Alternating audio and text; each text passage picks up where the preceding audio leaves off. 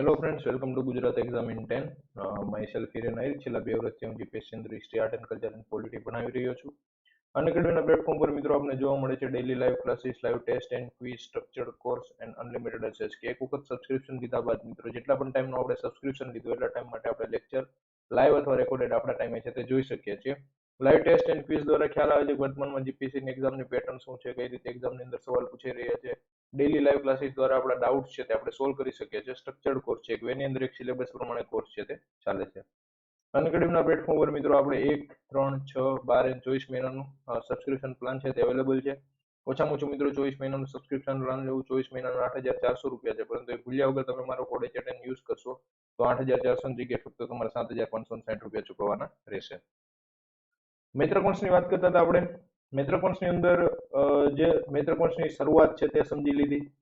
Okay, મહત્વપૂર્ણના શરૂઆતના જે રાજાઓ છે તે વાત કરી ગયા. જૈન ધર્મની 2 સભા છે તેની વાત પણ છે તે કરી ચૂક્યા. આગળ છે તે વાત કરીએ.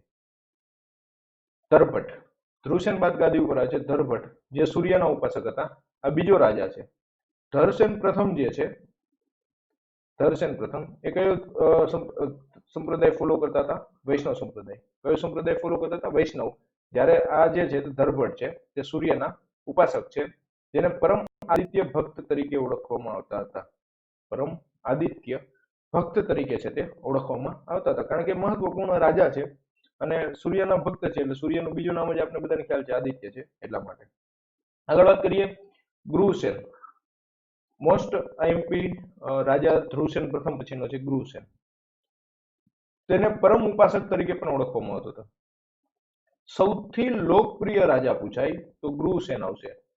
સૌથી લોકપ્રિય રાજા યાદ રાખજો, ગુરુસેન. હજી એક રાજા એવો આવશે કે જેની એક ખૂબી છે આવી. ઓકે, જે આગળ આપણે વાત કરશું. ગુરુસેન છે એ મૈત્રક સમયની અંદર 18 જેટલા રાજા થઈ ગયા છે, ટોટલ 18 જેટલા રાજા. 18 જેટલા રાજામાં સૌથી લોકપ્રિય કોઈ રાજા હોય તો એ ગુરુસેન છે, ખાસ યાદ રાખજો. તેમના સમયમાં ગુપ્ત સત્તા અસ્ત પામી હતી. જો યાદ રાખો, ગુરુ જ્યારે સર્વભટ્ટની શાસન હતું એ સમયથી લઈને જ્યારે આપણે ગુરુસેન સુધી આવે છે ત્યાં સુધી છે તે શાસન હતું ગુપ્ત વંશનું, પરંતુ અહીંયા છે તે જ્યારે ગુરુસેનનું શાસન આવે છે ત્યારે ગુપ્ત સત્તા છે તે અસ્ત પામે છે. આ રાજાની જે માહિતી છે આપણે 5 અભિલેખમાંથી જાણવા મળે છે. 5 જગ્યાએથી આપણે આ રાજાની છે તે માહિતી જાણવા મળે છે. 3 છે તે તામ્ર શાસનોમાંથી, એક છે મૃતપાત્ર લેખમાંથી અને એક છે તે શિલાલેખમાંથી. મૃતપાત્ર લેખ એટલે કે જે માટીનો લેખ હોય, તે પકવેલી કે કાચી માટીનો જે લેખ હોય તેમાંથી પણ મળે છે. 3 તામ્ર શાસન છે, તામ્ર શાસકો જે છે જે આપણે દાનસા પાત્ર જેને કહીએ તેમાંથી, અને એક શિલાલેખમાંથી. મોખરી વંશના રાજા હતા ઈશ્વર વર્મા, જે ગિરનાર સુધી યુદ્ધ કરતા કરતા આવી ગયા હતા. તેને ગુજરાતમાંથી બહાર કાઢવાનું કામ હતું તે ગુરુસેને કરેલું હતું.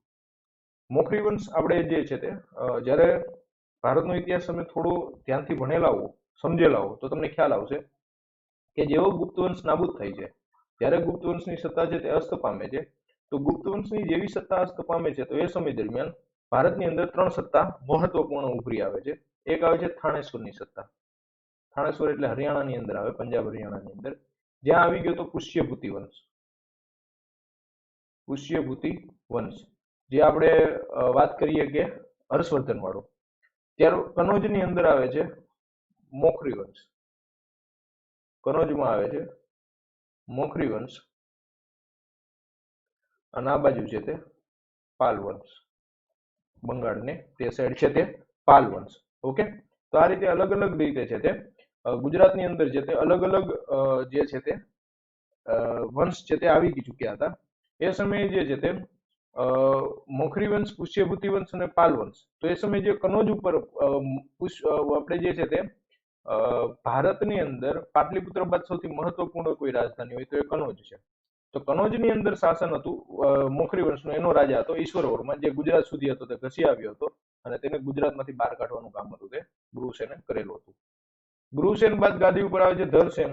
ધરસેન છે તેના સમયની અંદર, ધરસેનના સમયમાં થાણેશ્વરના રાજા પ્રભાકર વર્ધને દક્ષિણમાં ગુર્જર, માલવા અને લાટ પર પોતાનું આધિપત્ય હતું તે સ્થાપ્યું હતું. તેના સમયમાં થાણેશ્વરના રાજા થાણેશ્વર પ્રભાકર વર્ધન, જે પુષ્યભૂતિ વંશ જે હું વાત કરી ચૂક્યો તમને, હર્ષવર્ધનના જે દાદા હતા, ઓકે, હર્ષવર્ધનના પિતા હતા પ્રભાકર વર્ધન. આ પ્રભાકર વર્ધન છે તેને દક્ષિણમાં ગુર્જર, માલવા અને લાટ પર આધિપત્ય હતું તે સ્થાપિત કરેલું હતું.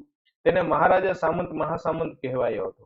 જે ધરસેન છે તેને મહારાજા સામંત મહાસામંત. ઓકે, અહીંયા તમારે જે મોસ્ટ આઈમ્પી વસ્તુ યાદ રાખવાની છે તે ગુજરાતમાં પ્રભાકર વર્ધને કોના સમયમાં આક્રમણ કરેલું? તો ખાસ યાદ રાખજો, ધરસેન બીજાના સમયમાં. શિલાદિત્ય પ્રથમ વિશે વાત કરીએ. શિલાદિત્ય પ્રથમ મોસ્ટ આઈમ્પી રાજા છે. ઓકે, તેને ધર્માદિત્ય તરીકે ઓળખવામાં આવતો હતો. શું કામ ધર્માદિત્ય તરીકે શિલાદિત્યને ઓળખવામાં આવતો હતો? તો સમજો કે આ ભાઈ છે તે દર વર્ષે મોક્ષ પરિષદ ભરતો. દર વર્ષે છે તે મોક્ષ પરિષદ ભરતો.